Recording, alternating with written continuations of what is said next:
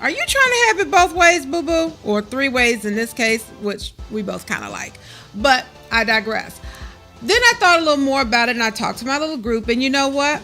She makes a lot of absolute sense. Now, just because things are a little black and white for me does not mean that they're necessarily that way for everybody else. And you do have to sometimes be able to think multi-dimensional. But with this particular topic and with my what the fuck moment, you're going to understand why it can absolutely be not only a fucking time bomb, it can be a nuclear bomb. So with that, let's get into our what the fuck moment. What the fuck? Okay, lovers, as I said to you, I love it when a scandal and politics run together. So with the election, you know, I'm really having my central moments of political orgasms.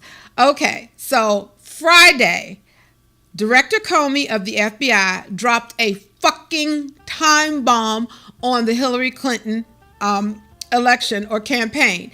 He basically sent out a vague ass letter because, and I'm getting ready to get investigated. I know I'm going to say this, but Director Comey, grow a pair, okay? Either you're going to be in or you're going to be out. Either you're going to do your job or you're going to be a prosecutor. You are an investigator. That is what the FBI does. They do not prosecute cases. That is the Attorney General's job, or the yes, that's the Attorney General's job. So you don't need to be playing both ends. I know you used to work in the Attorney General's office, so maybe you're a little confused sometimes. But your ass is supposed to investigate. Just like you fucked up when you first decided after a year-long investigation of Hillary Clinton's emails that you were not going to charge her, you should have shut the hell up then. Just say, hey, look, we didn't find enough that we thought warranted charging her with a crime. Sorry, you disappointed. End of story. And left it alone. People would have bitched and hollered for a couple of weeks, and then it would have been over. Instead, you wanted to have it both ways. You wanted to not charge her because, hey, you didn't feel you could actually make a case against her that would stick without it looking like you're being political assholes.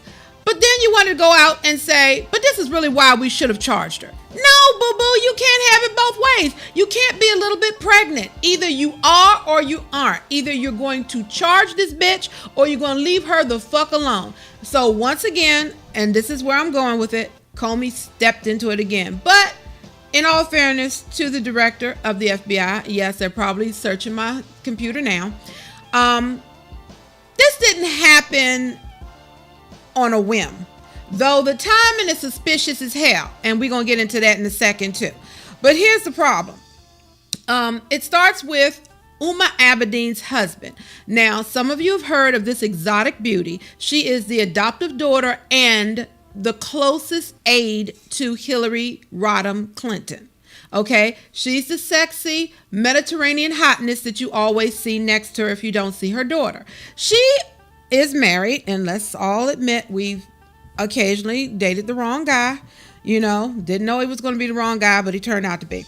Anyway, she is married to former New York Congressman Anthony Weiner. Yes, lovers, I cannot make this shit up. She married a man named Anthony Weiner. Now, let's leave that up for a minute. I'm going to run down some quick bullet points before I get to the punchline, okay? In 1998, Anthony Weiner was elected to Congress, okay? He followed the empty seat or the vacating seat of Chuck Schumer, who became senator from New York, one of the senators from New York. As you know, Hillary was also a former senator from New York, the junior senator.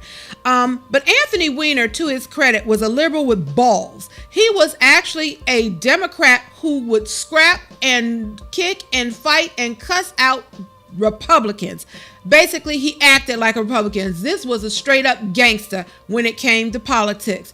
And if you don't believe me, go to YouTube and watch Anthony Weiner basically blast the hell out of the GOP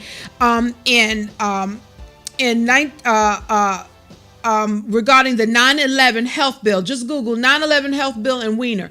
This motherfucker had me saluting him big time when he basically told y'all, fuck the rules of the house. You're spineless motherfuckers. You won't help these people, but you want to stand behind them come election time and get your picture taken. So Anthony Weiner, literally, it was classic. It literally went viral. He blasted the hell out of the Republican Party. So when I tell you that this was a up and coming star in the Democratic Party, believe that shit. But unfortunately, we can lose that now. As you saw, Anthony had a fucking problem. Anthony, because he had a set of balls, and clearly they must be a big ass set of balls, because Anthony wants to show them to every fucking body, whether it's appropriate or not. Now, mind you, I'm not getting on a married man having a little something on the side. If your wife knows about it and y'all cool with it. It's the cheating and the lying part that I have a problem with. So don't misunderstand the naughty one, because I'm not being hypocritical.